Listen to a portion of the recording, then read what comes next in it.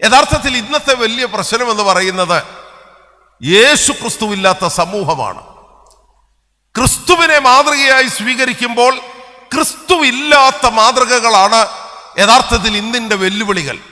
ക്രിസ്തുവില്ലാത്ത കുടുംബജീവിതം, ക്രിസ്തുവില്ലാത്ത ഇടവക ജീവിതം, ക്രിസ്തുവില്ലാത്ത സഭാജീവിതം, ക്രിസ്തുവില്ലാത്ത കാരുണ്യ പ്രവർത്തനങ്ങൾ, ഇതാണ് ഇന്ന് നമ്മൾ അഭിമുഖീകരിക്കുന്ന പ്രധാന പ്രശ്നങ്ങൾ. സഹോദരങ്ങളെ, സഭാജീവിതത്തിലും വ്യക്തിപരമായ നമ്മുടെ ജീവിതത്തിലും ഒക്കെ നാം മനസ്സിലാക്കേണ്ട ഒരു സത്യമുണ്ട്. എന്താണ് യേശു ക്രിസ്തു ലോകത്തിന് നൽകിയ ശ്രേഷ്ഠമായ ജീവിതാനുഭവങ്ങൾ? എന്താണ് കർത്താവ് ലോകത്തിന് നൽകിയ അനുഗ്രഹീതമായ മാർഗങ്ങൾ?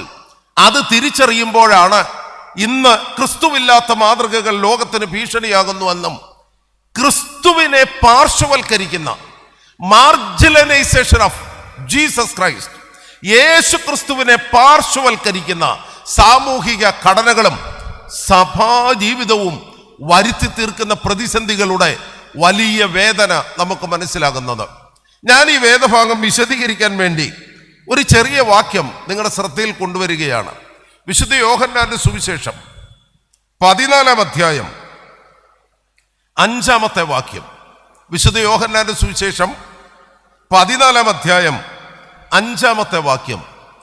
തോമസ് അവനോട്, കർത്താവേ, നീ എവിടെ പോകുന്നുവെന്ന് ഞങ്ങൾ അറിയുന്നില്ല, പിന്നെ വഴി എങ്ങനെ അറിയും? തോമസ് അവനോട്, കർത്താവേ, നീ എവിടെ പോകുന്നുവെന്ന് ഞങ്ങൾ അറിയുന്നില്ല, പിന്നെ വഴി എങ്ങനെ അറിയും?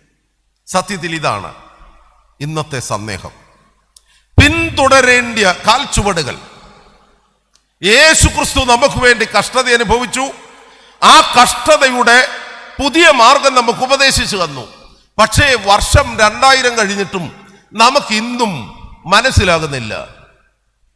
കർത്താവേ, നീ എവിടെ പോകുന്നുവെന്ന് ഞങ്ങൾക്കറിയത്തില്ല, പിന്നെ എങ്ങനെ വഴി അറിയും? ആരാണ് ക്രിസ്തു നമുക്ക്? യഥാർത്ഥത്തിൽ എന്താണ് യേശു ക്രിസ്തുവിനാൽ തെളിയിക്കപ്പെട്ട വഴികൾ?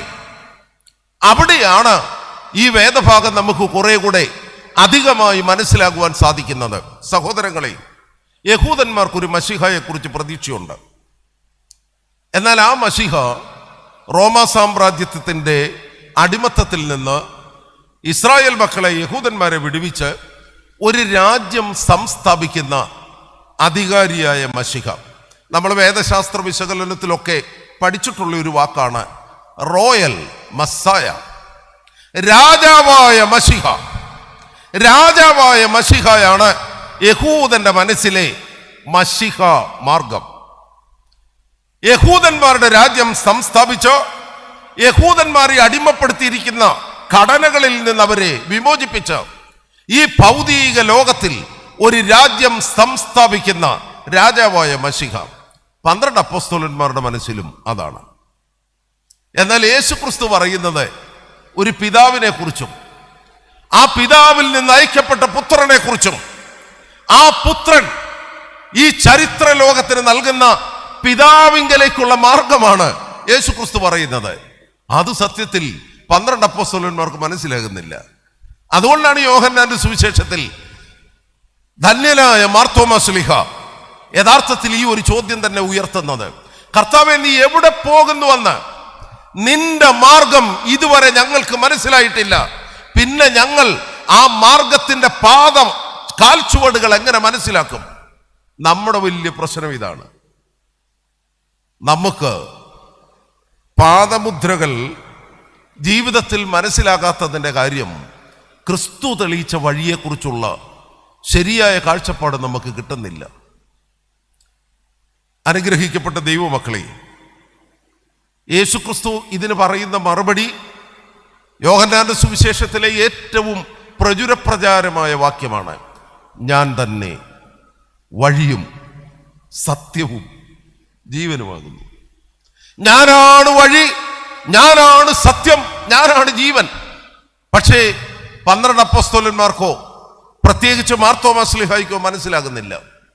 ഞാൻ ഈ വഴി മനസ്സിലാകാൻ വേണ്ടി 1, 2, 3 എന്നൊന്ന് പറയുകയാണ്, എല്ലാവർക്കും ഒന്ന് ഹൃദിസ്ഥമാക്കാൻ. ഒന്നാമത് പറയുന്നത് the way of humility and holiness. വളരെ വളരെ സ്വയമേവ താഴ്ത്തി വിനയപ്പെടുന്ന വിശുദ്ധിയുടെ വഴി. അതാണ് യഥാർത്ഥത്തിൽ യേശുക്രിസ്തു ദൈവത്തിങ്കലേക്ക് നമ്മെ നയിക്കുവാൻ ഈ ലോകത്തിന് കാണിച്ചു തന്ന ഏറ്റവും മനോഹരമായ മാർഗം, the way of holiness and humility. Pathros അപ്പോസ്തലൻ എടുത്തെടുത്ത് പറയുന്ന ഒരു കാര്യമുണ്ട്. പ്രത്യേകിച്ച് 2-ാം അധ്യായം 15-ാം വാക്യത്തിലും അതുപോലെ തന്നെ 1-ാം അധ്യായത്തിലും ഒക്കെ പറയുന്നത്, നിങ്ങൾ വിശുദ്ധരാണ്, നിങ്ങളെ വിശുദ്ധിയിലേക്ക് വിളിച്ചു വേർതിരിക്കപ്പെട്ടിരിക്കുന്നു, വീണ്ടും ജനനത്താൽ വിശുദ്ധിയുടെ അനുഭവത്തിലേക്ക് വന്നിരിക്കുന്നു. യഥാർത്ഥത്തിൽ നമുക്ക് ക്രിസ്തു ശരീരത്തിന്റെ ഭാഗമായ പരിശുദ്ധ സഭയുടെ അംഗങ്ങൾ എന്ന നിലയിൽ നമ്മെക്കുറിച്ച് നമുക്കൊരു ബോധ്യമുണ്ടാകണം. ഞാൻ വിശുദ്ധനായിരിക്കുന്നത് പോലെ നിങ്ങളും വിശുദ്ധരാകുവീൻ എന്നതാണ് യഥാർത്ഥത്തിൽ യഹോവയാം ദൈവം തെരഞ്ഞെടുക്കപ്പെട്ട സ്വന്തം വംശമായ ദൈവജനത്തെക്കുറിച്ച് യഹോവയാം ദൈവം നൽകിയ കാഴ്ചപ്പാടതാണ്. അതുകൊണ്ട് ആ വിശുദ്ധിയുടെ മാർഗം അത് യഥാർത്ഥത്തിൽ യേശുക്രിസ്തു തൻ്റെ ജീവിതത്തിൽ പിതാവിങ്കലേക്കുള്ള വഴിയുടെ മനോഹര മാർഗമായി പിന്തുടരേണ്ടിയ ഒന്നാമത്തെ കാഴ്ചപ്പാടായി നമുക്ക് മനസ്സിലാക്കി തന്നു. ഇത് വിശദീകരിക്കാൻ ഞാൻ ഒരു സംഭവത്തെക്കുറിച്ച് പറയാം. ക്രിസ്തുവിനോട് ചേർന്ന് നിന്ന മനുഷ്യരൊക്കെ യേശുക്രിസ്തുവിലെ ഈ രാജാവെന്ന ഭാവം അവരുടെ എല്ലാം മനസ്സിലുണ്ട്. പ്രത്യേകിച്ച് 12 അപ്പോസ്തലന്മാർ, അവരുടെ എല്ലാം പ്രതീക്ഷ, അവർ വലയും വള്ളവും ഒക്കെ ഉപേക്ഷിച്ച് യേശുക്രിസ്തുവിനെ അനുധാവനം ചെയ്തത് ഇവനൊരു രാജ്യം സ്ഥാപിക്കും. യോഹന്നാനും യാക്കോബും അമ്മയോടുകൂടെ ചെന്ന് യേശുക്രിസ്തുവിനോട് പറയുന്നുണ്ട്, വലത്തും ഇടത്തും നിന്റെ രാജ്യ സംസ്ഥാപന നാളുകളിൽ നമ്മുടെ ഈ പിള്ളേർ രണ്ടുപേരും ഇരിക്കണം.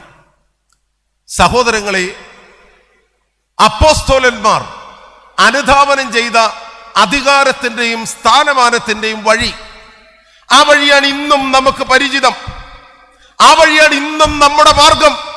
എന്നാൽ അതല്ല നസ്രായക്കാരൻ കാണിച്ചു തന്നതെന്ന് നമുക്ക് മനസ്സിലാകുന്നില്ല. യെരൂശലേമിലേക്കുള്ള മഹനീയ യാത്ര, ആ ദിവസമാണല്ലോ മഹത്തരമായ ഊശാന പെരുന്നാൾ. എന്തൊരാരവം! ജനമെല്ലാം ഇളകി. നസ്രായക്കാരൻ യെരൂശലേമിലേക്ക് പ്രവേശിക്കുന്നു. പത്രോസും യോഹന്നാനും യാക്കോബും ദിദിമോസ് എന്ന തോമസും ഒക്കെ ആകാംക്ഷഭരിതരായ നിമിഷമല്ലേ അതെ? യഥാർത്ഥത്തിൽ മനോഹരമായ ഒരു വഴി, ആ വഴി ശിഷ്യന്മാരുടെ പ്രതീക്ഷ. ഇന്ന് പലതും സംഭവിക്കും. ഇന്ന് രാജ്യ സംസ്ഥാപനമുണ്ടാകും. യെരൂശലേമിൽ മശിഹ രാജാവായി അധികാരത്തിൽ കടന്നു വരും. എന്നാൽ നസ്രായക്കാരൻ ഈ യെരൂശലേമിലേക്കുള്ള യാത്രയ്ക്ക് അതിൻ്റെ മുന്നോടിയായി തൻ്റെ ശിഷ്യന്മാരോട് പറഞ്ഞു, നിങ്ങൾ ഒരു കഴുതക്കുട്ടിയെ കെട്ടിയിരിക്കുന്നത് കാണും, അതിനെ അഴിക്കണം. അതിൻ്റെ ഉടമസ്ഥൻ ചോദിക്കും, എന്തിനാണ് അഴിക്കുന്നത്? അതാണല്ലോ ഓശാനയുടെ വിഷയം. അപ്പൊ ആ ഉടമസ്ഥനോട് പറയണം, മാസ്റ്റർ നീഡ്സ് ഇറ്റ്. ഉടമസ്ഥനെ, ഞങ്ങളുടെ കർത്താവിനെ ഇതിനെ കൊണ്ട് ആവശ്യമുണ്ട്. അങ്ങനെ ശിഷ്യന്മാർ കഴുതക്കുട്ടിയെ നസ്രായക്കാരൻ യേശുവിൻ്റെ അരികെ കൊണ്ടുവന്നു. അവൻ കഴുതയുടെ പുറത്ത് കയറി യെരൂശലേമിലേക്ക് യാത്രയാകുന്നു. പരിശുദ്ധനായ മാർ അപ്രയും അദ്ദേഹം മനോഹരമായി പറഞ്ഞു, ഇതാണ് നസ്രായക്കാരൻ്റെ കാൽച്ചുവടിൻ്റെ ഒന്നാം വശം. ഇതാണ് നസ്രായക്കാരൻ തെരഞ്ഞെടുത്ത മനോഹരമായ വഴി. യഹൂദന്റെ മനസ്സിൽ, 12 അപ്പോസ്തലന്മാരുടെ മനസ്സിൽ കുതിരയുടെ വഴിയാണ്, അധിനിവേശത്തിന്റെ വഴി, അധികാരത്തിന്റെ വഴി, രാജ്യ സംസ്ഥാപനത്തിന്റെ വഴി. എന്നാൽ നസ്രായക്കാരന്റെ വഴി കഴുതയുടെ വഴി, the way of humility and holiness, വിശുദ്ധിയുടെയും വിനയത്തിന്റെയും വഴി. ആ വഴി അവസാനിക്കുന്നത് ഗോകുൽത്തായുടെ ഉത്തംഗ ശൃംഗത്തിൽ. അനുഗ്രഹിക്കപ്പെട്ട ദൈവമക്കളെ, സഭാജീവിതത്തിൽ യഥാർത്ഥത്തിൽ ഈ ഒരു കാഴ്ചപ്പാട് ഇന്നും നമുക്ക് മനസ്സിലാകുന്നുണ്ടോ? നമ്മുടെ അപ്പോസ്തലനായ തോമസ് ലീഗ ചോദിച്ചു, എങ്ങോട്ടാണ് ഈ യാത്ര? അത് മനസ്സിലാകുന്നില്ല. പിന്നെ എങ്ങനെ വഴി മനസ്സിലാകും? യേശുവിനെ മനസ്സിലാകാതെ യേശു നമുക്ക് വെച്ചേച്ച് തന്ന കാൽച്ചുവടുകളെ നമുക്ക് മനസ്സിലാക്കുവാൻ സാധിക്കത്തില്ല. മറിച്ചൊന്ന് ചിന്തിച്ചേ, നസ്രായക്കാരൻ കുതിരയെ തിരഞ്ഞെടുത്തിരുന്നെങ്കിൽ എന്നാണ് പ്രശ്നം? ഈ ക്രൂശിലെ മരണവും, ഞാൻ ഈ വിഷയം മനസ്സിലിട്ടത് ആലോചിച്ചപ്പോൾ പ്രത്യേകിച്ച് ചെറുപ്പക്കാരോടൊക്കെ ചോദിച്ചു, എന്താണ് നമ്മളെ പിന്തുടരേണ്ട കാൽച്ചുവടുകൾ? അപ്പം അവരുടെ മനസ്സറിയാൻ വേണ്ടി ചോദിച്ചതാണ്. അപ്പൊ പറഞ്ഞു, അനേക മനുഷ്യർ ഈ ലോകത്തിൽ നേട്ടങ്ങൾ നേടിയെടുത്തിട്ടുണ്ട്. ആ നേട്ടങ്ങൾ നേടിയെടുത്ത മനുഷ്യർ അവരുടെ സമ്പത്ത്, സ്വാധീനം, അവർ നയിക്കുന്ന ജീവിതശൈലി, അവരുടെ പ്രൊഫഷണലിലെ മികവ്, ഇതൊക്കെ നമ്മൾ കണ്ടു കഴിയുമ്പോൾ നമ്മൾ അറിയാതെ പറയും, the particular person, he is leading a successful life. നസ്രായക്കാരന്റെ മുഖത്ത് നോക്കി അങ്ങനെ പറയാൻ ഒക്കുവോ? യഥാർത്ഥത്തിൽ യേശുവിന്റെ ജീവിതം ജയമായിരുന്നോ പരാജയമായിരുന്നോ? ഇത് ചിന്തിക്കേണ്ട ഒരു വിഷയമല്ലേ? പരാജയമെന്ന് ഇന്നും നമുക്ക് തോന്നുന്നെങ്കിൽ അനുധാവനം ചെയ്യേണ്ട പാദമുദ്രകൾ ഇവിടെ ഉണ്ടോ? ഈ രണ്ട് കള്ളന്മാർ, കാൽവറി ക്രൂശിലെ രണ്ട് കള്ളന്മാർ, അതിൽ വലത്തുഭാഗത്തെ കള്ളനെ ഒത്തിരി നമ്മൾ പുകഴ്ത്തുന്നുണ്ട്. അദ്ദേഹം പറഞ്ഞതാണ് ശരി. അദ്ദേഹമാണ് ഈ രാജത്വത്തിന്, യേശുക്രിസ്തു പീലാത്തോസിനോട് പറയുന്നുണ്ട്, എൻ്റെ രാജ്യം ഐഹികമല്ല. പക്ഷെ അതാർക്കും മനസ്സിലാകുന്നില്ല. മനസ്സിലായി ഏകയാളെ ആ വലത്തുഭാഗത്തെ കള്ളനാണ്. അങ്ങർക്ക് മനസ്സിലായി. വളരെ വേദനയോടെ എനിക്ക് ദാഹിക്കുന്നു എന്ന് പറഞ്ഞപ്പോഴും, എൻ്റെ ദൈവമേ, എൻ്റെ ദൈവമേ, നീ എന്നെ കൈവിട്ടതെന്താ എന്ന് നിലവിളിക്കുമ്പോഴും ബഹുഭൂരിപക്ഷത്തിന്റെയും മനസ്സിൽ 3.5 വർഷക്കാലത്തെ ജീവിതം പരാജയമാണ്. എന്നാൽ ആ കള്ളൻ പറഞ്ഞു, നീ രാജത്വം പ്രാപിക്കും. റിമെമ്പർ മീ ടു, എന്നെയും ഓർക്കണമേ. എന്നാൽ ഇന്നും ഇടത്തുഭാഗത്തെ കള്ളനാണ് സമൂഹത്തെ നയിക്കുന്നത്. ഇടത്തുഭാഗത്തെ കള്ളനാണ് നമ്മുടെ ആശയത്തെ മുഴുവൻ ആക്രമിച്ച് കീഴ്പ്പെടുത്തുന്നത്. അദ്ദേഹം പറഞ്ഞ ഒരു വാചകം എന്നാണെന്നറിയാവോ? 3.5 വർഷക്കാലം എന്തൊരു ഇടപാടായിരുന്നു പലസ്തീൻ നാട്ടിൽ.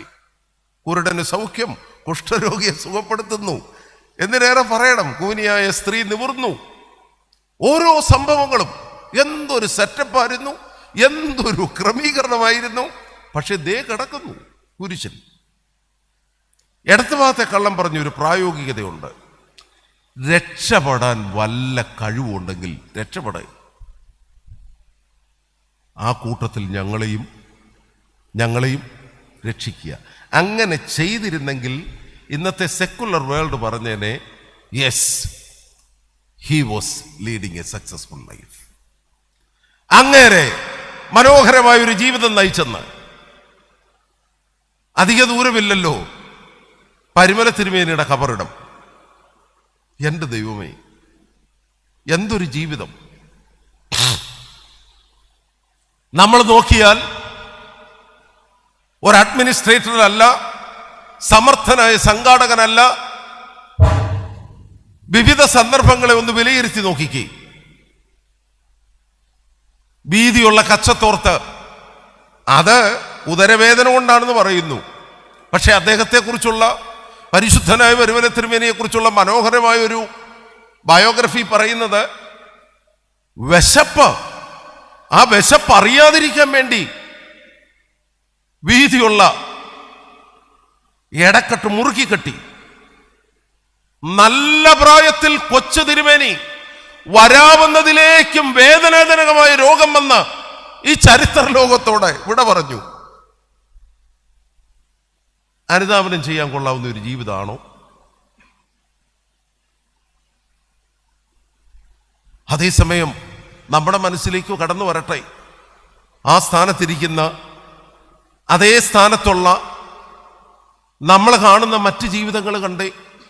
നമ്മൾ പറയും യെസ് യെസ്, ഇതാണ് ജീവിതം. അവിടെയാണ് സഹോദരങ്ങളെ തോമാശ്ലീഹയുടെ വാക്ക്, എൻ്റെ കർത്താവേ നീ എവിടെ പോകുന്നുവെന്ന് എനിക്കറിയത്തില്ല, പിന്നെ ഞാൻ എങ്ങനെ വഴി അറിയും? നീ തിരഞ്ഞെടുത്തത് കഴുതയെ, നീ തിരഞ്ഞെടുത്തത് സ്വയമേവ കഷ്ടത അനുഭവിച്ച് ക്രൂശിലെ മരണം. നിങ്ങൾ ഓർക്കണം, ഞാനും നിങ്ങൾ മനസ്സിലാക്കണം, ഒരു നിമിഷം മതി കർത്താവ് ഇടതുഭാഗത്തെ കള്ളന്റെ പ്രേരണ, ആ സമ്മർദ്ദം, അതിനല്പമെങ്കിലും കർത്താവ് മനസ്സ് വെച്ചിരുന്നെങ്കിൽ എന്തു സംഭവിച്ചേനെ? തന്റെ അധികാരത്തിൽ, തന്റെ ശക്തിയിൽ ലോകത്തെ മുഴുവൻ, റോമ സാമ്രാജ്യത്തെ മുഴുവൻ ധ്വംസമാക്കുവാൻ, നശിപ്പിക്കുവാൻ യേശുവിന് കഴിയായിരുന്നില്ലേ? പക്ഷെ എന്താ യേശു അങ്ങനെ ചെയ്യാഞ്ഞത്? എന്താണ് യേശു അങ്ങനെ പ്രവർത്തിക്കാഞ്ഞത്? അത് നമ്മളൊന്ന് മനസ്സിലാക്കുമ്പോഴാണ് നസ്രായക്കാരൻ ലോകത്തിന് നൽകിയ യേശു ക്രിസ്തു വെച്ചേച്ചു പോന്ന പാദമുദ്രകളെ കുറിച്ചുള്ള ബോധ്യം നമുക്കുണ്ടാകേണ്ടത്. സഹോദരങ്ങളെ, എന്തിനാ കർത്താവ് മരിച്ചത്? ഞാൻ അല്പം ഇങ്ങനെ പറയുന്നതിൽ നിങ്ങൾ ക്ഷമിക്കണേ. യോഹന്നാന്റെ സുവിശേഷം 14-15 അധ്യായത്തിലൊക്കെ വളരെ ഹൃദയഭേദകമായ ചില സംവാദങ്ങൾ നടക്കുന്നുണ്ട്. ഈ 12 അപ്പോസ്തലന്മാരോട് കർത്താവ് പറഞ്ഞു, കുഞ്ഞുങ്ങളെ, കുറഞ്ഞു എന്ന് കഴിഞ്ഞിട്ട് നിങ്ങൾ എന്നെ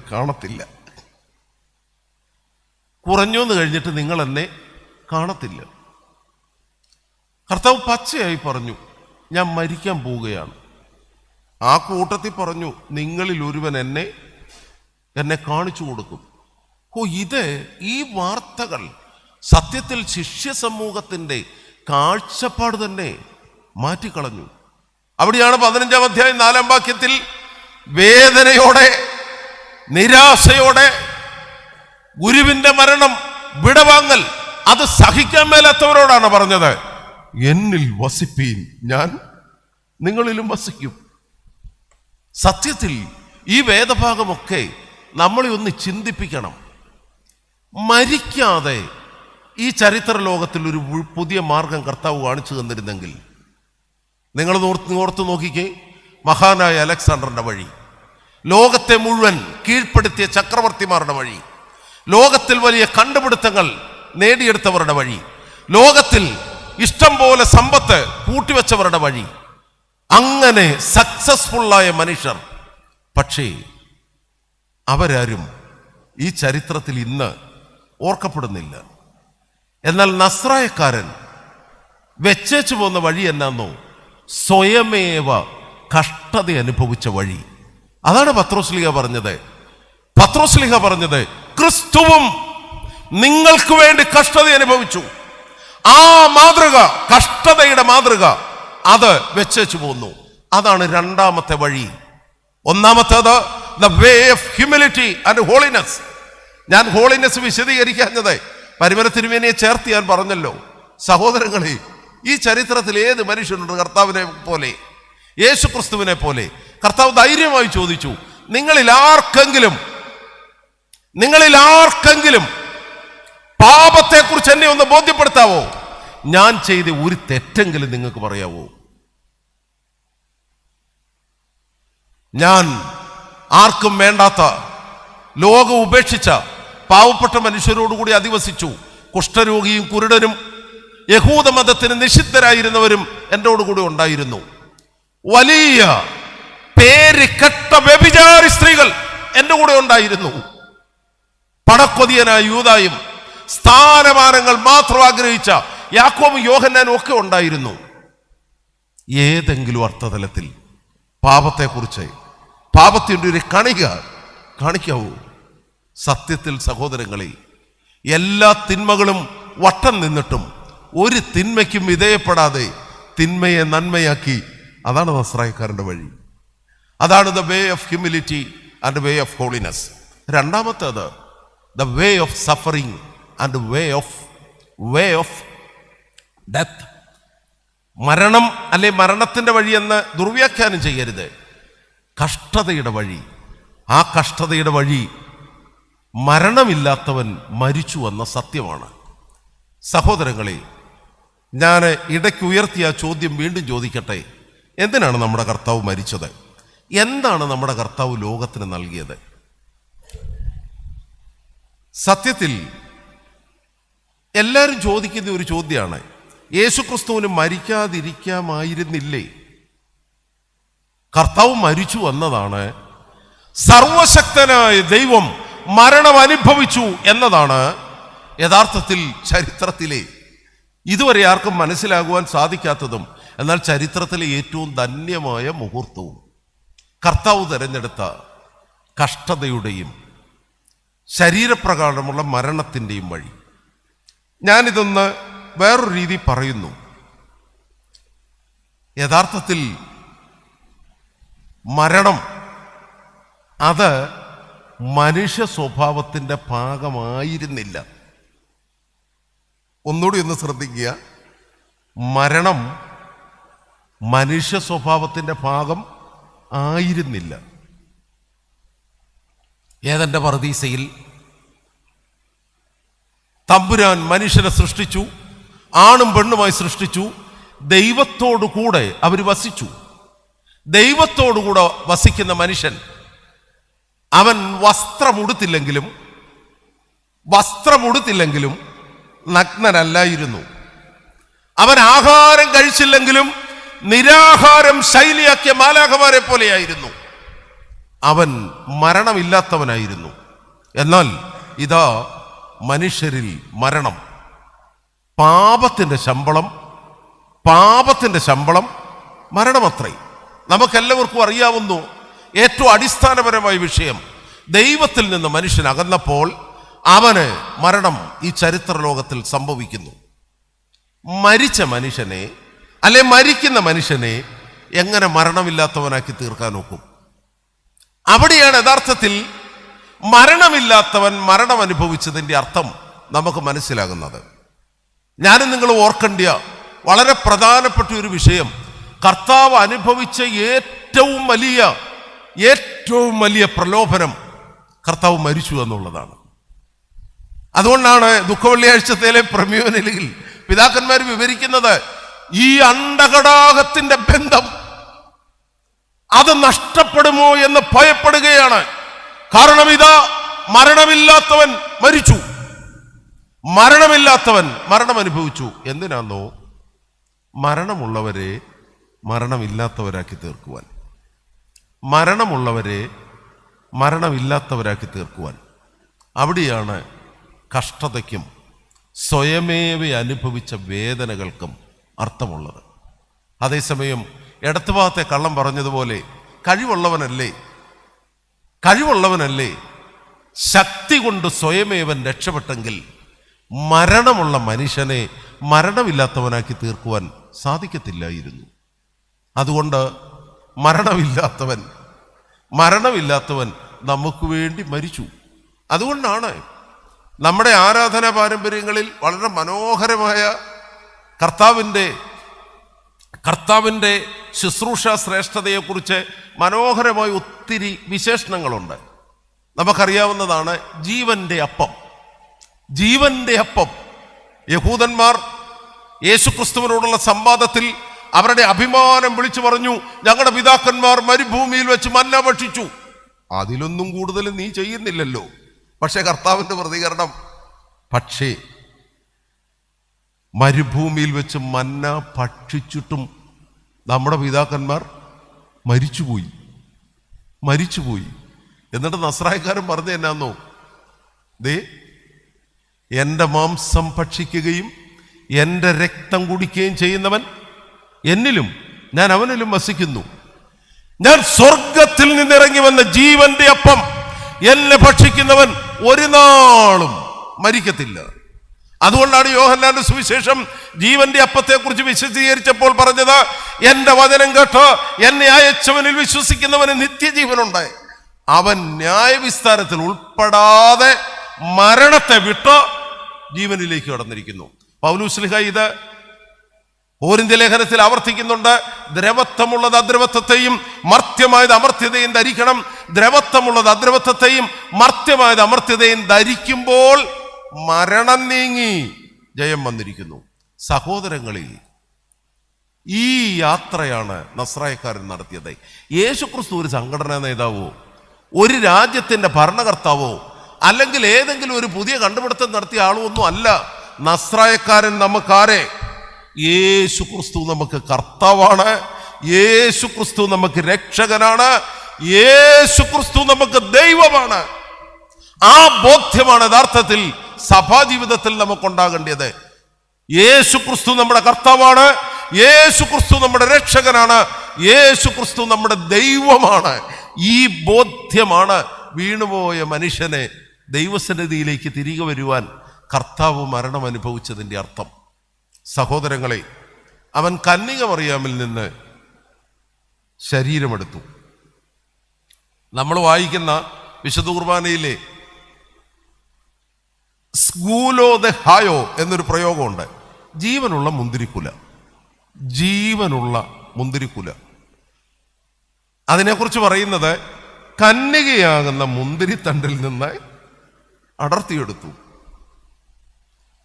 ശൂന്യദേശത്ത് വെച്ച് പിഴിഞ്ഞെടുത്തു, രക്ഷാകരമായ കാസയായി കലർത്തി. പിന്നെ എന്നാ? വിശ്വാസമുള്ള സഭയ്ക്ക് നൽകപ്പെട്ടു. സത്യത്തിൽ ഈ 4 വാക്കുകളിൽ മാർത്തോമാ ശ്ലീഹായുടെ ചോദ്യത്തിന്റെ ഉത്തരമായി. മാർത്തോമാ ശ്ലീഹായുടെ ചോദ്യത്തിന്റെ ഉത്തരം, എൻ്റെ കർത്താവേ, നീ എവിടേക്കാ പോകുന്നേ? പിന്നെ വഴി എങ്ങനെ അറിയും? പരിശുദ്ധ കന്യക മറിയാമിനെ നമ്മുടെ സഭാ പാരമ്പര്യത്തിൽ വിശുദ്ധന്മാരിലും ശുദ്ധിമതികളിലും ശ്രേഷ്ഠയായി നമ്മൾ കാണുന്നു. എന്നാൽ അമ്മ ജന്മനാ വിശുദ്ധയാണെന്ന് സഭ പഠിപ്പിക്കുന്നില്ല. അമ്മയെക്കുറിച്ച് പറയുന്ന വിശേഷണങ്ങൾ ശ്രദ്ധിച്ച്, മറിയാമെന്ന വരണ്ട ഭൂമി, മറിയാമെന്ന വരണ്ട ഭൂമി. എന്തുകൊണ്ടാണ് അങ്ങനെ പറഞ്ഞത്? മറിയാമിൽ നിന്ന് ധരിച്ച ശരീരം മരണമുള്ള ശരീരമാണ്. അതുകൊണ്ടാണ് നസ്രായക്കാരൻ മരിച്ചത്. മരിച്ചു എന്നതിന്റെ കാരണം അവൻ അടർത്തിയെടുക്കപ്പെട്ട ജീവനുള്ള മുന്തിരിക്കുലയാണ്. പക്ഷെ ആ മുന്തിരിക്കുല ശൂന്യനഗരത്തിൽ വെച്ച് പിഴിയപ്പെടേണ്ടതും രക്ഷാകരമായ ജീവന്റെ കാസയായി കലർത്തപ്പെടേണ്ടതും വിശ്വാസമുള്ള ജനത്തിന് അമർത്യതയുടെ ഭക്ഷണമായി തീരേണ്ടതും അതാണ് മനുഷ്യാവതാരം. മനുഷ്യാവതാരം മഹിമയാണ്. ചരിത്രത്തിലെ ഏറ്റവും വലിയ സംഭവം. അത് തിരിച്ചറിയുകയാണ് യേശു ക്രിസ്തുവിൻ്റെ പാത പിന്തുടരേണ്ട പാതകളിൽ ഏറ്റവും കേന്ദ്രസ്ഥാനത്ത് നിൽക്കുന്നത്. അമ്മയെ നമ്മൾ ഒരിക്കലും രക്ഷയായിട്ട് പറയത്തില്ല. പ്രത്യേകിച്ച് നമ്മുടെ സഹോദരമായ കത്തോലിക്ക സഭ ഈ ലോ മൂം എന്ന് വെച്ചാൽ കറയില്ലാത്തവൾ എന്ന് പറയുമ്പോൾ അതിനെ വല്ലാതെ അങ്ങ് അമലോത്ഭവം എന്നൊക്കെ വിശദീകരിക്കും. എന്നാൽ അങ്ങനെയല്ല. അമ്മ തന്നെ പറയുന്നു, അമ്മയുടെ പാട്ടെന്നാ മറിയാൻ പറഞ്ഞത് എന്തെന്നാൽ, എൻ്റെ ദേഹി കർത്താവിനെ പുകഴ്ത്തുന്നു, എൻ്റെ ആത്മാവ് എൻ്റെ രക്ഷിതാവായ ദൈവത്തിൽ സന്തോഷിക്കുന്നു. മറിയാമിന് മകൻ രക്ഷകനാണ് എന്ന് പറഞ്ഞാൽ അതിന്റെ അർത്ഥം രക്ഷ വേണ്ടിയ മനുഷ്യവർഗത്തിന്റെ പ്രതിനിധിയാണ് മറിയാം. മറിയാമിന്റെ മകൻ രക്ഷകനാണ്, എന്നാൽ മറിയാം രക്ഷ വേണ്ടിയ മനുഷ്യവർഗത്തിന്റെ പ്രതിനിധിയാണ്. അതുകൊണ്ട് അനുഗ്രഹിക്കപ്പെട്ട ദൈവമക്കളെ, ഒന്നാമത്തേത് കഴുതയുടെ വഴിയാണെങ്കിൽ രണ്ടാമത്തേത് കുരിശിന്റെ വഴിയാണ്. കഷ്ടതയുടെയും വേദനയുടെയും മരണത്തിലൂടെ മരണത്തെ നീക്കിയ മനോഹര വഴി. അതുകൊണ്ടാണല്ലോ അവൻ സ്വയമേവ കുരിശിന്റെ വഴി തെരഞ്ഞെടുത്ത് തലചായിച്ച് മരിച്ചു. സാധാരണ ഈ മെഡിക്കൽ സയൻസിൽ പറയുന്നത് ജീവൻ പോയി കഴിയുമ്പോഴാണ് തല കുമ്പിട്ട് പോകുന്നത്. മരിച്ച് തലചായ്ച്ചു. അതാണ് നമ്മുടെയൊക്കെ സാഹചര്യം. എന്നാൽ നസ്രായക്കാരൻ തലചായ്ച്ച് മരിച്ചു. എന്താന്നോ? സ്വയമേവ മരണത്തെ സ്വീകരിച്ചു. മരണമില്ലാത്തവൻ മരണത്തെ സ്വീകരിച്ചു. ദനഹായിലെ ശുശ്രൂഷയിൽ പറയുന്നില്ലേ, യോർദാനിൽ മുങ്ങി. എന്തൊരു ഭയങ്കര ഡൈവിംഗ് ആയിരുന്നു. ചെന്നത് അവിടെ മറഞ്ഞു കിടന്നിരുന്ന മഹാസർപ്പത്തിന്റെ തല ചതയ്ക്കുവാൻ. മരണത്തെ മനുഷ്യവർഗത്തിൽ നിന്ന് മാറ്റിയിട്ട് നിത്യജീവനിലേക്കുള്ള മനോഹരമായ മാർഗം തുറന്നു. അതുകൊണ്ട് ഒന്നാമത്തെ വഴി the way of humility and holiness. രണ്ടാമത്തേത് the way of suffering and the way of cross, കുരിശിൻ്റെയും അതുപോലെ തന്നെ വേദനയുടെയും വഴി. ഞാൻ പ്രായോഗിക തലത്തിലെ മറ്റൊരു അനുധാവനം ചെയ്യേണ്ട കാൽച്ചുവടിനെ കുറിച്ച് പറയട്ടെ. അത് യഥാർത്ഥത്തിൽ യേശു ക്രിസ്തു ലോകത്തിന് കാണിച്ചു കൊടുത്ത കർത്താവിൻ്റെ സാൻമാർഗിക ഉപദേശത്തിൽ ഏറ്റവും മനോഹരമായത് എന്താണ്? അതിനെക്കുറിച്ച് മിനിസ്ട്രിയാണ്. അതിന് ഏറ്റവും നല്ല വാക്ക് തെശ്മസ്തായാണ്, ഷാമേഷ്. കർത്താവ് പറഞ്ഞു, മനുഷ്യപുത്രൻ ശുശ്രൂഷിക്കപ്പെടുവാൻ അല്ല. ഈ വഴി ഇന്ന് നമുക്ക് മനസ്സിലാകുന്നില്ല. ശുശ്രൂഷിക്കപ്പെടുവാൻ അല്ല, ശുശ്രൂഷിക്കുവാനും അനേകർക്ക് വേണ്ടി ജീവനെ മറുപടിയായി കൊടുക്കാനും. എല്ലാവരും കേട്ടിട്ടുള്ള 3 മാർഗങ്ങൾ ഞാൻ പറയാം.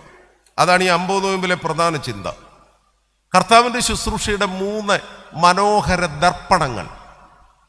കർത്താവ് സന്ധ്യയാവുമ്പോഴത്തേനെ അനേകം വ്യാധികളും വേദനകളും ഒക്കെ പിടിച്ച മനുഷ്യരെല്ലാം കൂടെ കർത്താവിൻ്റെ ഏരിയ വരിക. കർത്താവ് എല്ലാവരെയും സുഖപ്പെടുത്തി. ജാതിയോ മതമോ സമൂഹത്തിൻ്റെ ഏത് മേഖലയിലുള്ളതോ ഒന്നും നോക്കാതെ സുഖപ്പെടുത്തി. സൗഖ്യദായക ശുശ്രൂഷ ഇന്ന് ക്രിസ്തുവിനെ അനുധാവനം ചെയ്ത പലരുടെയും മനസ്സിലെ ഒരു വലിയ കാഴ്ചപ്പാടാണ്. എന്നാൽ യേശു ക്രിസ്തു ചെയ്ത സൗഖ്യദാനം നമുക്ക് മനസ്സിലാകുകയില്ല. അത് മനസ്സിലാക്കാൻ ഞാനൊരു വിശദീകരണം പറയാം. യോർദാനക്കര കർത്താവ് യഹൂദിയിൽ നിന്ന് മാറിയിരിക്കുകയാണ്. ആ സമയത്ത് കർത്താവ് ശിഷ്യന്മാരോടൊരു വാർത്ത പറഞ്ഞു. നമ്മുടെ സ്നേഹിതൻ, അതും യോഹന്നാന്റെ സുവിശേഷം 11-ാം അധ്യായം, നമ്മുടെ സ്നേഹിതൻ ലാസർ ദീനമായി കിടക്കുകയാണ്. അപ്പൊ ശിഷ്യന്മാർ പറഞ്ഞു, ഓ, രോഗിയായി കിടക്കുന്നവൻ കുറെ കഴിയുമ്പം വലിയ കോട് വന്നിട്ട് പോലും നമ്മളൊക്കെ കണ്ടതാ. ഇതൊക്കെ മാറുന്ന ഒരു കാലമുണ്ട്. അപ്പൊ യേശു ക്രിസ്തു അല്പം കൂടെ വിശദീകരണ അർത്ഥത്തിൽ പറഞ്ഞു, നമ്മുടെ സ്നേഹിതനായ ലാസർ ഉറങ്ങുകയാണ്. അപ്പൊ ശിഷ്യന്മാർക്ക് കുറെ കൂടി ആശ്വാസം. ഉണർന്നോളും. ഭൂരിപക്ഷം 99% ഉറങ്ങുന്നത് ഉണരുന്നുണ്ട്.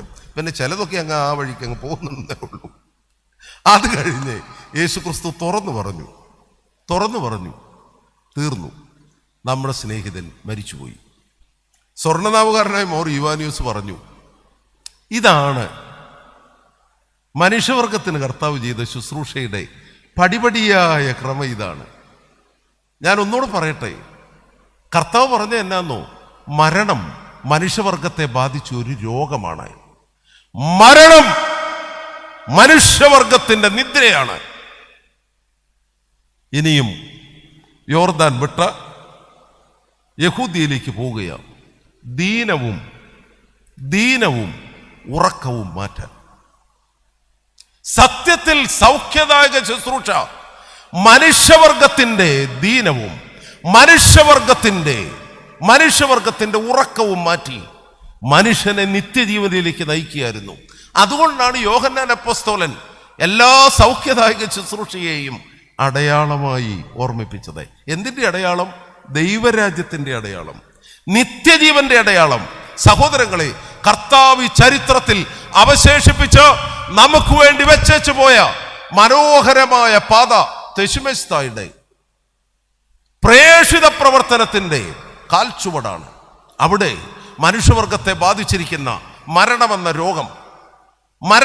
രോഗം, മനുഷ്യവർഗത്തെ ബാധിച്ചിരിക്കുന്ന നിദ്ര.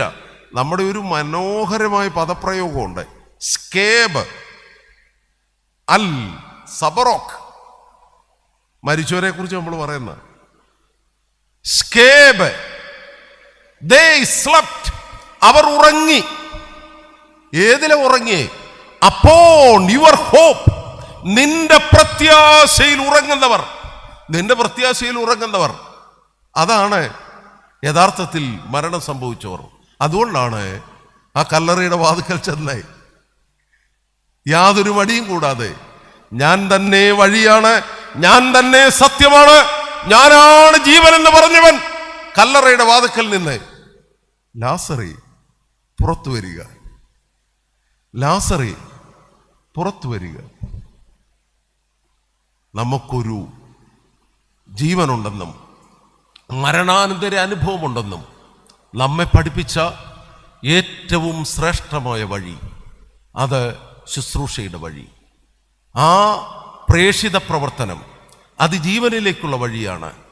മരണവും മനുഷ്യവർഗത്തിൻ്റെ രോഗവും മനുഷ്യവർഗത്തിൻ്റെ ഉറക്കവും മാറ്റി നിത്യമായ ജാഗരണത്തിലേക്കും ജീവനിലേക്കും നയിക്കുന്ന വഴി. ഞാൻ ആ കൂട്ടത്തിൽ ഒരു കാര്യം കൂടെ പറഞ്ഞേ, ഈ ഭാഗത്ത് നിന്ന് പിന്മാറാം. ശിഷ്യന്മാരുടെ മനസ്സ് ഇത് മനസ്സിലാക്കാതെ വിഷമിക്കുന്ന ഒരു തലമാണ്. കർത്താവ് കൂടെയുള്ളപ്പോൾ അവർക്ക് കർത്താവിനെ കുറിച്ച് ഭയങ്കര അഭിപ്രായമാണ്. എന്നാൽ യേശുക്രിസ്തു പോയി കഴിയുമ്പം യേശുക്രിസ്തുവിനെ കുറിച്ചോ കർത്താവ് പറഞ്ഞ പ്രബോധനത്തെക്കുറിച്ചോ ഒന്നുമല്ല ശിഷ്യന്മാരുടെ സംസാരം. അത് ഈ നോയമ്പിലെ ഒരു പ്രധാന ചിന്തയുമാണ്. നമ്മളിൽ വലിയവൻ ആരാണ്? അപ്പം നിങ്ങളെ വിശ്വാസ സമൂഹം പറയും, എൻ്റെ അച്ഛ, നിങ്ങളെ അച്ഛന്മാരുടെ എല്ലാം പ്രശ്നം അതാണ്. ഞങ്ങളുടെ മാത്രമല്ല, നമ്മുടെ എല്ലാവരുടെയും പ്രശ്നം. ഞങ്ങളിൽ വലിയവൻ ആരാണ്? ഈ വിഷയം വല്ലാതെ ശിഷ്യ സമൂഹത്തെ വേദനിപ്പിച്ചു. അവിടെയാണ് ഏറ്റവും മനോഹരമായ ഒരു സന്ദർഭം. യോഹന്നാന്റെ സുവിശേഷം 13-ാം അധ്യായം 2 മുതലുള്ള വേദഭാഗത്തെ 11-ാമത്തെ വാക്യം വരെ ഉള്ളതാണ്. അവിടെ മാത്രമേ അത് ഉള്ളു കേട്ടോ. കർത്താവ് ഈ ശിഷ്യന്മാരുടെ അരികെ ചെന്ന് ശുശ്രൂഷയുടെ പ്രായോഗികത, ശരിയായ പ്രേഷിത പ്രവർത്തനത്തിൻ്റെ പ്രായോഗികത കർത്താവ് ഒന്ന് പഠിപ്പിച്ചു. അവന് തൂവാല അരയിൽ ചുറ്റി, പാത്രത്തിൽ വെള്ളമെടുത്തു. എന്നിട്ട് ഇളയവൻ മുതൽ, അതൊരു വല്ലാത്ത ക്രമമാകട്ടോ, ഇളയവൻ മുതൽ മൂത്തവൻ വരെ നമ്മൾ ആ ക്രമം ഇതുവരെ തിരഞ്ഞെടുത്തിട്ടില്ല. ഒരു ശുഭഹോയ്ക്ക് പോലും നമുക്ക് ആ ക്രമം ഇല്ല. എന്തൊരു ഭാഗമാണ് ഈ തമ്പുരാന്റെ അരികെ നിത്യമായി അർപ്പിക്കേണ്ടിയ മനോഹരമായ സ്തുതി സ്തോത്രത്തിന് പോലും നമ്മളെക്കായിൽ ഇളയ ഒരുത്തൻ ചൊല്ലിയെങ്കിൽ, എന്നാൽ ഇനിയും കോലോയുടെ ആയിക്കിട്ടയ്ക്ക് ശുഭഹോ വേണ്ട, അതങ്ങ് വിട്ടിയൊക്കെ മശിഹായെ കാണുവാൻ നമ്മൾ വേഗം പിന്നെ ചൊല്ലത്തില്ല. ഈ നമ്മുടെ സുറിയാനി പാരമ്പര്യത്തിലെ ഏറ്റവും കാതലായ ആരാധനാ ശബ്ദം, ഭാരതീയ പാരമ്പര്യത്തിൽ പറഞ്ഞാൽ മഹനീയമായ രഹസ്യവും മന്ത്രവുമാണ് ശുഭഹോ ലാബോ ലബറോ വൽറുഹോ കാദിച്ചോ. പറയട്ടെ നീ, അതിനിടയ്ക്കുള്ള മറ്റ് ശബ്ദങ്ങൾ, ഇടയ്ക്കുള്ള പാട്ടുകൾ ചൊല്ലിയില്ലെങ്കിലും ശുഭഹോ പറയണം. എന്നാൽ ഇന്ന് ശുഭഹോ വിട്ടാണ് ബാക്കിയുള്ളതെല്ലാം. പോകട്ടെ, ഇളയവൻ മുതൽ മൂത്തവൻ വരെയുള്ള ക്രമം, ആ ക്രമം ഒരു പുതിയ ക്രമം അല്ലേ? തക്സോ ദഹാസോ, നവീനമായ ക്രമം. അവിടെ നസ്രായക്കാരൻ അരയിൽ തൂവാല ചുറ്റി ശിഷ്യ സമൂഹത്തിന്റെ മുൻപിൽ തലകുനിച്ച് അവരുടെ പാദങ്ങൾ കഴുകി. എന്നിട്ട് പറഞ്ഞു, ഗുരുവായ ഞാൻ നിങ്ങളുടെ പാദങ്ങൾ കഴുകിയെങ്കിൽ തമ്മിൽ ചെയ്യുവീൻ. 2 ശുശ്രൂഷ മാത്രമേ ഏവങ്കേലിയോന്റെ ഇടയ്ക്ക് ക്രമീകരിച്ചിട്ടുള്ളൂ. ഏവങ്കേലിയോന്റെ ഇടയ്ക്ക്, അത് നമ്മുടെ ഈ ആരാധന പാരമ്പര്യത്തിലെ ഒരു മനോഹര ഭാഗമാണ്. കാലുകഴുകൽ ശുശ്രൂഷ വന്യരായ വൈദിക സഹോദരങ്ങൾക്ക് എന്നെക്കാളും അറിയാമല്ലോ. ഏവങ്കേലിയോൻ വായന നിർത്തി അതിനിടയിലേക്കാണ് ഈ ശുശ്രൂഷ ക്രമീകരിച്ചിരിക്കുന്നത്. കാലുകഴുകൽ എല്ലാം കഴിയുമ്പം വേദപുസ്തക വായനയോടെ പൂർത്തീകരിക്കുന്നു. സുവിശേഷത്തിൻ്റെ മനോഹര ശുശ്രൂഷ മാതൃകീത. ഇതുപോലെ തന്നെയാണ് തീജ്വാലയുടെ ശുശ്രൂഷയും. ഏവങ്കേലിയോൻ ഇടയിൽ തീജ്വാലയുടെ ശുശ്രൂഷ ക്രമീകരിച്ചിരിക്കുന്നു. ഇനി അധികം നമ്മൾ പഠിക്കാനുണ്ട് നമ്മുടെ ആരാധനാക്രമങ്ങളെക്കുറിച്ച്. പോകട്ടെ, നസ്രായക്കാരൻ ശിഷ്യ സമൂഹത്തിൻ്റെ കാല് കഴുകി. കാല് കഴുകിയിട്ട് പറഞ്ഞു, ഇതാണ് ശുശ്രൂഷ. അപ്പോൾ പത്രോസിന് വല്ലാതെ ചങ്കെ കൊണ്ടിട്ട് പറഞ്ഞു, വേണ്ട, നീ എൻ്റെ കാലൊന്നും കഴുകണ്ട. കർത്താവിൻ്റെ മറുപടി എത്ര ഭയങ്കരം! എൻ്റെ കൂട്ടത്തിൽ ഓഹരി വേണമെങ്കിൽ യഥാർത്ഥത്തിൽ ഈ ശുശ്രൂഷയുടെ അർത്ഥതലം നിനക്ക് മനസ്സിലാകണം. ഞാൻ കഴുകുന്നില്ല എങ്കിൽ ഈ അപ്പോസ്തലിക സമൂഹത്തിന്റെ പങ്ക് അതിന്റെ പൂർണ്ണത ലഭിക്കത്തില്ല. അനുഗ്രഹിക്കപ്പെട്ട ദൈവമക്കളെ, ഇന്ന് ക്രൈസ്തവ സാക്ഷ്യം ലോകത്തിൽ നിലനിൽക്കുന്നെങ്കിൽ അതിന്റെ അടിസ്ഥാനം യേശു ക്രിസ്തു ലോകത്തിന് കാണിച്ച ശുശ്രൂഷയുടെ പാദമുദ്രകളാണ്. ആ കാൽച്ചുവടുകൾ പിന്തുടരേണ്ട മൂന്നാമത്തെ ശ്രേഷ്ഠമായ കാൽച്ചുവട്. നാലാമത്തെ വഴിയിലേക്ക് നമുക്ക് വരാം. അത് യഥാർത്ഥത്തിൽ കർത്താവ് യേശു മശിഹായുടെ പരസ്യ ശുശ്രൂഷയിൽ പ്രധാനപ്പെട്ട 3 ഭാഗങ്ങളായി പിതാക്കന്മാർ ഇതിനെ വ്യാഖ്യാനിക്കുന്നുണ്ട്. ഞാൻ പറഞ്ഞല്ലോ, സൗഖ്യദായക ശുശ്രൂഷ, ഹീലിംഗ് മിനിസ്ട്രി. അതുപോലെ ഒന്നാണ് യേശുക്രിസ്തു നൽകിയ പ്രീച്ചിങ് മിനിസ്ട്രി. കർത്താവ് ഒരിക്കലും പ്രബോധനത്തിൽ നിന്ന് പിൻവലിഞ്ഞിട്ടില്ല. ആരാധനയുടെ വളരെ പ്രധാനപ്പെട്ട ഭാഗമാണ് ഡിസ്കോഴ്സ്, പ്രബോധനം. പെർഫോമൻസ് ആണ് ഇഷ്ടം, പ്രബോധനം ഇഷ്ടമല്ല. പ്രബോധനം നസ്രായക്കാരൻ തെരഞ്ഞെടുത്ത് നമുക്ക് വേണ്ടി വെച്ചേച്ചു പോയിരിക്കുന്ന വളരെ പ്രധാനപ്പെട്ട കാൽച്ചുവടാണ്. നമ്മൾ അനുധാവനം ചെയ്യേണ്ട പാദമുദ്രകളാണ്. അതുകൊണ്ട് പ്രീച്ചിങ് മിനിസ്ട്രി, ഹീലിംഗ് മിനിസ്ട്രി അതുപോലെ പ്രധാനപ്പെട്ടതായിരുന്നു കർത്താവ് നിർവഹിച്ച പരിപോഷണ ശുശ്രൂഷ.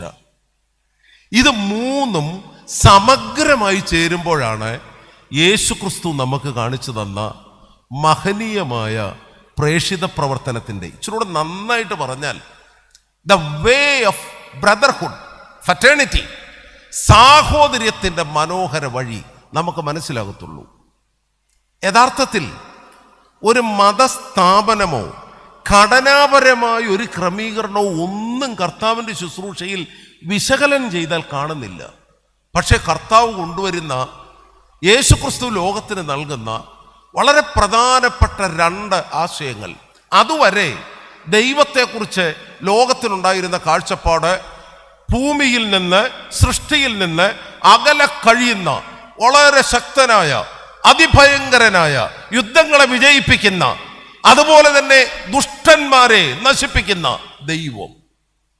നമുക്കറിയാം, ചരിത്രാതീത കാലഘട്ടം, ചരിത്രത്തിന് മുമ്പുള്ള കാലഘട്ടം, മനുഷ്യൻ കാളക്കൂറ്റന്മാരെയും കാട്ടുപോത്തിനെയും വൈൽഡ് ആനിമൽസിനെ സേവിച്ചു ആരാധനമൂർത്തിയായിരുന്നു. പ്രാചീന കാലഘട്ടത്തിലേക്ക് വന്നപ്പം ഈ ശക്തരായ പ്രകൃതിയിലെ മറ്റ് ജന്തുക്കളെ കീഴ്പ്പെടുത്തുന്ന അഗ്നിയും കാറ്റും വായുവും ഒക്കെ മനുഷ്യന്റെ ആരാധനാമൂർത്തിയായി. അതിനുശേഷമാണ് ഈ ഗോത്രങ്ങളിൽ ദൈവങ്ങൾ രൂപപ്പെടുന്നത്. നമ്മുടെ ഈ ഭാരതീയ പാരമ്പര്യത്തിലെ പല ദൈവങ്ങളും ഗോത്ര ദൈവങ്ങളാണ്. യഹൂദന്മാരുടെ പാരമ്പര്യത്തിലും അങ്ങനെ തന്നെ ഉണ്ട്. എന്നാൽ നസ്രായക്കാരൻ യേശു ഈ കാഴ്ചപ്പാടുകളുടെ എല്ലാം മധ്യേ വന്നിട്ട് പറഞ്ഞത് എന്നാന്നോ? ദൈവം നമ്മുടെ പിതാവാണ്, സ്വർഗസ്ഥനായ ഞങ്ങളുടെ പിതാവേ. എത്ര ഭംഗിയായി ധന്യനായ യോഹന്നാൻ അപ്പോസ്തലനും പൗലോസ് ശ്ലീഹായും ആ ഒരാശയം എത്ര മനോഹരമായി തലമുറകളിലേക്ക് സന്നിപിപ്പിച്ചു. പൗലോസ് പറഞ്ഞു, മടിയിലിരുന്ന് ആ മുഖത്തേക്ക് നോക്കി അബ്ബാ, പിതാവേ എന്ന് വിളിക്കത്തക്ക പുത്രത്വത്തിന്റെ അവകാശം. അതാണ് നസ്രായക്കാരൻ ലോകത്തിന് കാണിച്ച തനതായ വഴി. ദൈവം നമ്മുടെ പിതാവ്. ദൈവം നമ്മുടെ പിതാവെങ്കിൽ നമ്മൾ ആരാണ്? ദൈവത്തിന്റെ മക്കൾ, അന്യോന്യം സഹോദരങ്ങൾ. കനാനായക്കാരി സ്ത്രീയുടെ മകളെ സുഖപ്പെടുത്തുമ്പോഴും, ശതാധിപന്റെ മകൾ ഭൃത്യനെ സൗഖ്യപ്പെടുത്തുമ്പോഴും, കുഷ്ഠരോഗിയെയും കുരുടനെയും ചേർത്ത് നിർത്തുമ്പോഴും, എല്ലാ അതിർവരമ്പുകളെയും മതത്തിൻ്റെ വേലിക്കെട്ടുകളെ പൊളിച്ചു കളയുന്ന വിശ്വസാഹോദര്യത്തിൻ്റെ വഴി. അതാണ് ഈ ലോകം ഇന്നും നിലനിൽക്കുന്നതിൻ്റെ കാരണം.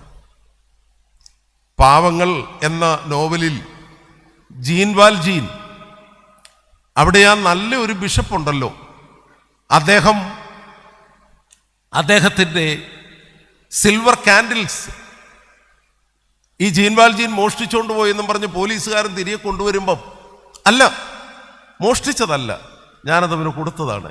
അപ്പൊ പോലീസുകാരൻ ചോദിക്കുന്നു, വാട്ട്സ് യുവർ റിലേഷൻഷിപ്പ്? എന്നെ നിങ്ങൾ തമ്മിലുള്ള ബന്ധം. ആ ബിഷപ്പ് പറയുന്ന ഒരു വാക്കുണ്ട്, ഹീ ഈസ് മൈ ബ്രദർ. അവൻ എൻ്റെ സഹോദരനാണ്. ഇത് പഠിപ്പിച്ചത് നസ്രായക്കാരൻ യേശുവാണ്. സഹോദരങ്ങളെ, ഇന്നത്തെ പല പ്രശ്നങ്ങളുടെയും കാരണം ഈ സാഹോദര്യത്തിൻ്റെ വഴി നമുക്ക് തിരിച്ചറിയുവാൻ സാധിക്കുന്നില്ല. ഞാൻ അവസാനിപ്പിക്കട്ടെ. The way of humility and holiness, അതാണ് ഒന്നാമത്തെ കാൽച്ചുവട്. രണ്ടാമത്തേത് the way of suffering and cross, കഷ്ടതയുടെയും കുരിശിൻ്റെയും വഴി. മൂന്നാമത്തേത് ദ വേ ഓഫ് ദശമശുദ്ധ, പ്രേക്ഷിത പ്രവർത്തനത്തിൻ്റെ ശുശ്രൂഷയുടെ വഴി. നാലാമത്തേത് ഇപ്പോൾ ഞാൻ പറഞ്ഞു നിർത്തിയ സാഹോദര്യത്തിൻ്റെ മാർഗം. അവിടെയാണ് നസ്രായിക്കാരൻ പറഞ്ഞ വാചകത്തിൻ്റെ പൂർണ്ണ അർത്ഥതലം. ഞാൻ വഴിയും സത്യവും ജീവനുമാകും. പത്രോസ്ലീഹ പൊതുലേഖനത്തിലൂടെ പറഞ്ഞതും ഇത് തന്നെയാണ്. നസ്രായിക്കാരൻ നമുക്ക് വേണ്ടി വെച്ചേച്ചു പോന്ന പിന്തുടരേണ്ടിയ കാൽച്ചുവടുകൾ, അത് നമ്മെ രൂപാന്തരപ്പെടുത്തട്ടെ. ക്രിസ്തു വന്ന തലയോളു വളരുവാൻ യേശു ക്രിസ്തു നമുക്ക് കാണിച്ചു തന്ന കാൽച്ചുവടുകളെ പിന്തുടരുവാൻ സർവശക്തനായി ദൈവം നമ്മെ ശക്തീകരിക്കട്ടെ. എൻ്റെ വാക്കുകൾ ഉപസംഹരിക്കും.